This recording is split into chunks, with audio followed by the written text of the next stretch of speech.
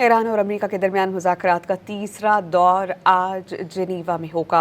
ईरानी सदर मसूद पज़ेश्कियान ने उम्मीद जाहिर की कि बातचीत के तीसरे दौर से मुस्बत नताइज निकलेंगे। ईरान की तरफ से बक़िया क़यादत वज़ीर ख़ारजा अब्बास इराक़ची कर रहे हैं, जबकि अमेरिका की तरफ से नुमाइंदा ख़ुसूसी स्टीव विटकॉफ और ट्रंप के दामाद जेरेड कुशनर बातचीत में शामिल हैं। सदर डोनाल्ड ट्रंप ने 19 फरवरी को ईरान को डील के लिए 10 से 15 रोज़ का अल्टीमेटम दिया था। ईरान और अमेरिका के दरमियान मुज़ाकरात का तीसरा दौर आज जेनीवा में होगा।